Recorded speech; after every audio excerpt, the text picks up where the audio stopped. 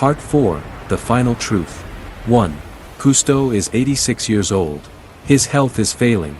His strength is fading. Time is running out. One last chance. One last expedition. One last attempt to learn the truth. And he goes. 2. The Calypso is on Baikal, officially, filming The Looking Glass of Baikal, for the series, Rediscovering the World. But in reality, he descends to where, in 1983, hydrographers saw geometric structures on the echo sounder screen. To where the Baikal speak of gates to the lower world. To a depth of 1,640 meters, the lake's maximum depth. And he photographs something for a long time, 20 minutes non-stop. And when he surfaces, his face is white as chalk, his hands are trembling, and he says quietly to photographer Pierre Delon, "I've seen this before, in another place, but it was closed there. Now I know for sure." 3. 24 years after the discovery of the white aircraft carrier in Antarctica. 24 years of trying to reach Baikal. 24 years of waiting, rejections, silence.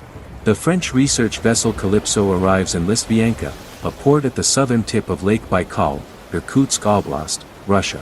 The official goal of the expedition, filming the documentary, The Looking Glass of Baikal, for the series, Rediscovering the World. Studying the unique ecosystem of the planet's oldest lake, the Baikal seal, endemic fish species, water transparency, deep-sea fauna. The captain and expedition leader is Jacques-Yves Cousteau, 86. An age not for deep dives, not for cold water, not for physical strain. Doctors advised against it, assistants tried to dissuade him, his wife Francine begged him to stay home. But he went. Because it was the last chance. The final opportunity to learn the truth, to test the hypothesis that had tormented him for a quarter of a century. The Calypso's crew numbers 12, including the underwater cameraman, photographer Pierre Delon, the same one who, 6 years later in 2003, would die of cancer and, before his death, tell of Cousteau's final words, as well as engineers, divers, and technicians. They worked for 3 months, from October 1996 to March 1997. They film in shallow waters, at medium depths, seals, fish, algae. Beautiful shots for the film. Standard work. But Cousteau's main dives are in the central part of the lake, where, in 1983, hydrographers Koltila and Solomov recorded the maximum depth of 1,642 meters and saw geometric structures on the echo sounder screen. Where, in 1982, military divers encountered 3 beings 3 meters tall in silver suits and were thrown to the surface by an invisible force. Where, according to Baikal legends, lie the gates to the lower world, the entrance to the underwater kingdom of the dead, a place where souls go and do not return. The Baikals tell legends millennia old. Baikal is not just a lake. It is a sacred sea, a place of power, a border between worlds. In the center of the lake, there is no bottom. There is a bottomless abyss, gates through which spirits descend. The realm of Erlik Khan, lord of the underworld. Whoever goes there alive will not return. Whoever sees the gates will fall ill. Whoever tries to enter will disappear forever. Over the last 70 years, 17 people have vanished without a trace in Baikal's central part. Not a single body has been found. As if they fell into another dimension, dissolved in the water, passed through the gates. Above the water at night, lights are seen, bright white or greenish spheres of light. They move quickly, silently, hover in place, sharply change direction, go underwater without a splash, emerge again dry. Local fishermen do not go there at night, do not set nets, do not approach. They say, they are there. The masters of the depths. They do not like strangers. They take those who do not heed the warnings. March 1997. Cousteau descends to the maximum depth. The same coordinates as Koltila's 14 years prior. 1,640 meters. Absolute darkness. Water temperature, plus 3 degrees Celsius. Pressure, 164 atmospheres. Deeper than most submarines can dive. Deeper than a human can physically survive without special equipment. Cousteau uses a deep-sea submersible with floodlights, powerful cameras, manipulators, protected by a titanium hull rated for depths up to 2,000 meters. It descends slowly. An hour-long descent. It passes the thermocline at 300 meters, where the temperature drops sharply. It passes the zone where the last sunlight disappears at 500 meters. Beyond only darkness, only floodlights, only instruments. It reaches the bottom. 1,640 meters. Floodlights are switched to maximum. He sees the bottom: sand, silt, stones. And there, about 50 meters away, structures. Vertical lines. Too even for nature. Too geometric. Too regular. He brings the submersible closer. Photographs, films video. 20 minutes without stopping. Camera flash every 10 seconds. He changes angles, approaches, pulls back, films from all sides. Pierre Delon, up on the Calypso, monitors the signal. Sees Cousteau lingering on the bottom longer than planned. Contacts him by radio, asks, "Is everything all right? Do you need assistance?" Cousteau answers curtly, "Everything's normal." Continuing filming. Surfacing in 10 minutes. He surfaces slowly. Decompression stops. An hour-long ascent. He exits the submersible onto the deck. Face pale. Hands trembling. And it's not a shiver from the cold. It's from something else. Silently, he goes to his cabin, takes the waterproof case with the photographs, takes them out, spreads them on the table. He looks at them for a long time, 10 minutes. Silently. Not blinking. Delon enters, asks, "What was down there? Show me the pictures, can I see?" Cousteau quickly gathers the photographs, hides them back in the case, looks at Delon. His eyes are empty, as if his soul has been ripped out. He speaks quietly, more to himself than to Delon, as if confirming something to himself. "I've seen this before, in another place, but it was closed there." Delon doesn't understand, asks, "Where? What was closed? What are you talking about, Captain?" Cousteau doesn't answer. He stands up, leaves the cabin, shuts himself in his private captain's quarters, doesn't come out until evening, doesn't eat dinner, doesn't talk to the crew. A week later, the expedition ends. The Calypso leaves Baikal. They fly back to France by plane. The whole way, Cousteau is silent, looks out the porthole. When the plane flies over Asia, over the endless steppes and mountains between Baikal and Europe, Delon accidentally overhears Cousteau saying to himself, quietly, barely audible, "Now I know for sure." Not another word all the way to Paris. Not a word. April 1997. Cousteau is home, editing the film, The Looking Glass of Baikal. The film airs a month later. Beautiful nature, seals swimming, Baikal fish, transparent water, winter ice. Buried legends. The voiceover speaks in general terms. Nothing specific. Not a word about the geometric structures on the bottom. Not a word about the 1982 military divers. Not a word about the beings in silver suits. Not a word about the capsule with portholes raised in 1985. Not a word about the KGB protocol, the object is active. Not a word about what he photographed for 20 minutes at a depth of 1,640 meters. Just like in Antarctica, everything cut out, everything hidden, everything silenced. June 1997. 3 months after returning from Baikal, Cousteau dies at home in his bed. Heart attack. Age. Natural causes. His last words to his wife Francine, Baikal, "I was right." And she doesn't understand what he's talking about. And he closes his eyes and does not open them again, taking with him the secret of the two entrances on opposite ends of the planet, connected by one system beneath the Earth. 25 years from Antarctica to Baikal. From the white aircraft carrier with the inscription Ein Gang to the dying explorer's last words, Baikal, I was right. 25 years that link two places on opposite ends of the planet into one story. And now the question, what kind of story was it? A coincidence? Chance? A geopolitical game of superpowers? Or something completely different, something that doesn't fit within the framework of familiar reality? Let's look at the parallels, the coincidences, the facts that cannot be ignored. First, depth and elevation relative to sea level. Baikal, maximum depth, 1,642 m. The lake's bottom lies 1,187 m below global sea level. If the lake were drained, it would leave a pit deeper than any point on land. Antarctica. Ice sheet up to 4 kilometers thick. Beneath it are mountains, valleys, lakes, many of which are below sea level. The western coast, where Cousteau found the carrier, hides subglacial caves and tunnels at depths comparable to Baikal's. Second, objects of artificial origin. Baikal, geometric structures on the echo sounder screen. Rectangular, parallel lines, like a building. A metal capsule, 3 m in diameter, with 5 portholes, raised by the military in 1985. Antarctica, a white aircraft carrier, 150 m long, deliberately scuttled, completely gutted, with no identifying marks, and one inscription inside, Eingang. Third, beings or objects demonstrating impossible technology. Baikal. 3 beings, 3 m tall, in silver suits without aqualungs, at 50 m depth. Telekinesis throwing 7 divers to the surface in 15 seconds. An object moving at 900 m depth at 80 km per hour in 1959. Antarctica. Admiral Byrd's words after Operation High Jump in 1947, a threat from the pole, aircraft of incredible speed. The premature termination of the largest military expedition. Fourth, the pattern of witness deaths. Baikal. Seaman Antonov disappeared in 1960. Lieutenant Sobolev drowned in 1959. Midshipman Krulov died in a car crash in 1960. All 3 saw the object on screen in 1959. Captain Baranov drowned in 1985. Senior Lieutenant Gromov burned in a fire in 1987. Lieutenant Orlov died in a car crash in 1992. Seaman Volkov died of cancer 3 months after an interview in 2001. Antarctica.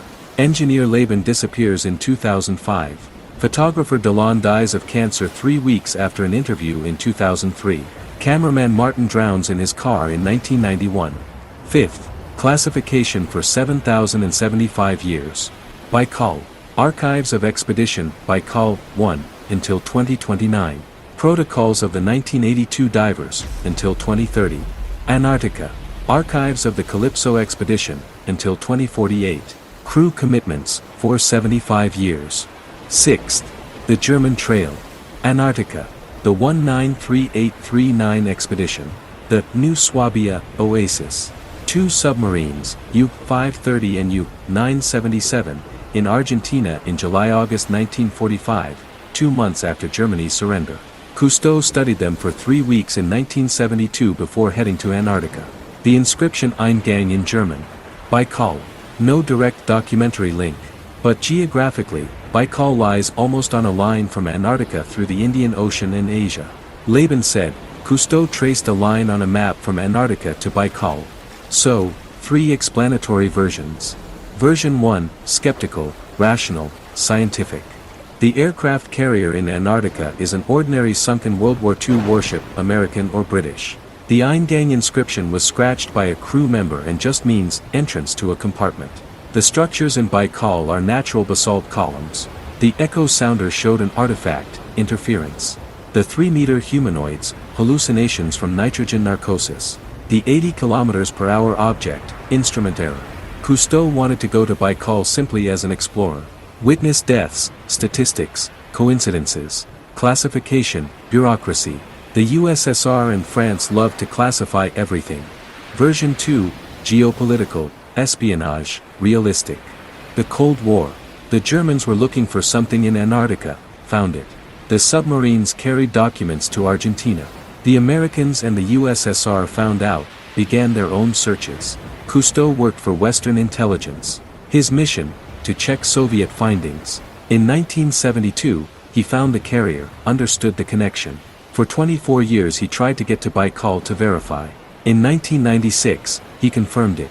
Witness deaths, cleanup by the KGB, CIA.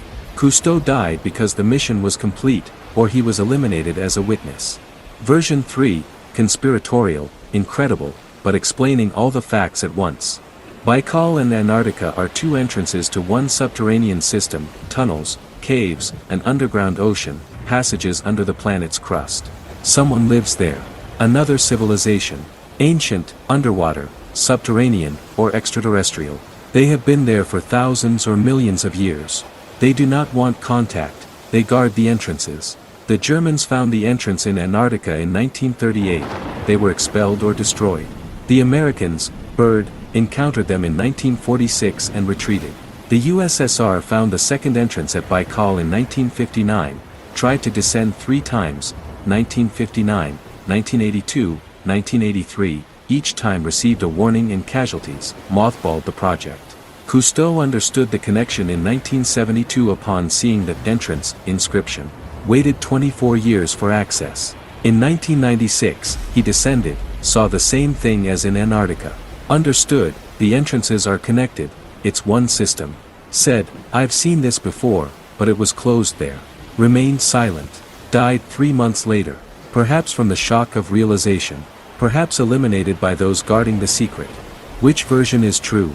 The skeptical one is convenient, safe, lets you sleep peacefully. Everything is explainable.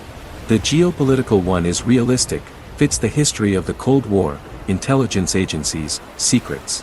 The conspiratorial one is incredible, but it is the only one that explains all the facts simultaneously, without contradictions. All the parallels, all the coincidences, all the deaths, all the classifications, Cousteau's behavior, the Eingang inscription, his final words. You choose what to believe. But there is one detail that points to the truth.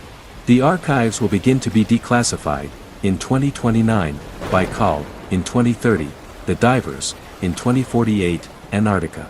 And if in these archives there is something that confirms the third version, if there are Cousteau's photographs from 1640 m, protocols describing the structures, capsules, beings, then humanity will learn that beneath our feet and under the water lives someone else. Someone ancient. Someone powerful. Someone who guards the entrances and does not want us to open them. 28 years have passed since Cousteau's death. 28 years since his last words, Baikal, I was right. 53 years since the discovery of the white aircraft carrier in Antarctica. And the question, what is happening now, in 2025? Has the story ended, or does it continue? Are they sleeping at the bottom, these inhabitants of the depths, or do they still guard the entrances? Facts we know for sure, without speculation, only documented. 1. Archives will begin to be declassified in 4 years. Baikal in 2029, the 1982 divers in 2030, Antarctica in 2048.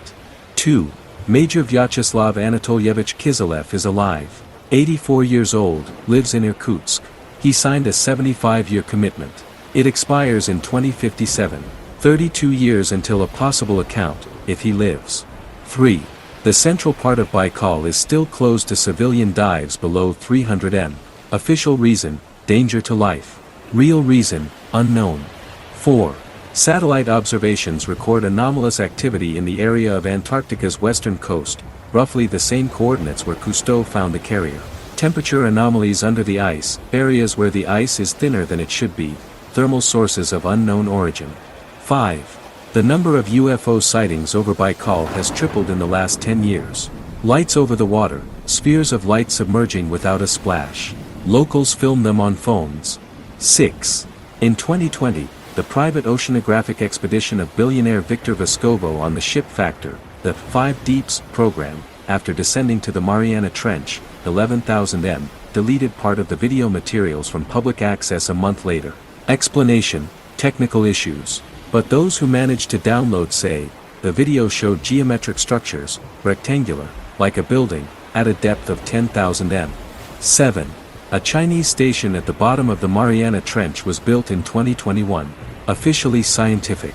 But military satellites record activity of a non-scientific nature. Submersibles descend and ascend more frequently than needed for research. Their movement is sometimes not vertical but horizontal along the bottom, as if exploring tunnels. 8. In 2023, a Russian expedition on Baikal, ship Academic Chursky, after 3 months of work classified the results, top secret. The leader gave one cautious interview, speaking of anomalies requiring further study. The scientific paper has still not been published, 2 years. 9. The number of disappearances in Baikal's central part has increased. 17 people in the last 20 years. Not a single body found. Frequency has increased, before, 12 people per decade, now, almost 1 per year. 10. The Bariats say the gates have become active. Elders claim, the spirits are restless, the masters of the depths appear more often. Lights over the water every week. Before, it was once a month. Something is changing. Something is approaching. The pattern repeats, but the scale grows. 1950s, first contact. 1 incident. 3 dead witnesses. Classification. 1980s, second contact. 7 victims. Structures on the bottom. Capsules. A 16-year pattern of deaths. 1990s, Cousteau. The final attempt to understand. Death after 3 months. Silence. 2020s, 21st century activity resumes.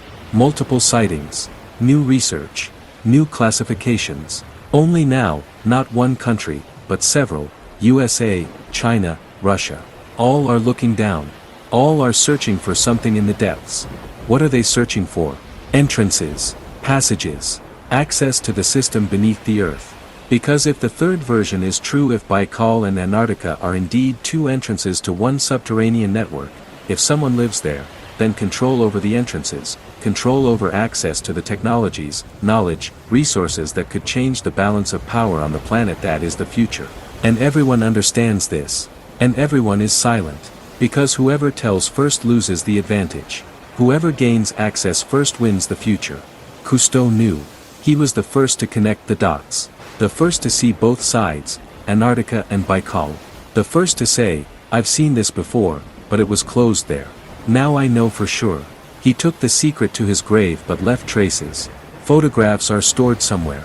Records. Diaries. Perhaps with the family. Perhaps in the archives to be declassified in 23 years. And the last, most important thing. If they exist, if these inhabitants of the depths have been guarding the entrances for millions of years, if they warned us 3 times, 1959, Echo Sounder, 1982, Direct Contact, 1996, Cousteau, then they have a reason for not wanting contact. Then, down there, there is something that humanity should not see, is not ready to see, must not touch. But we will not stop, because it is human nature, to go where we are told not to go, to open doors marked, do not open, to descend into depths where we are not welcome. And in 4 years, when the Baikal archives are declassified, we will learn part of the truth. And in 2057, if Kiselev lives to be 104, he will tell what he saw at a depth of 50 meters on February 20th, 1982. The 3 who raised a hand and said without words, leave. But the question is not whether we will leave. The question is what they will do when we return. Because we will return. We will definitely return. The end.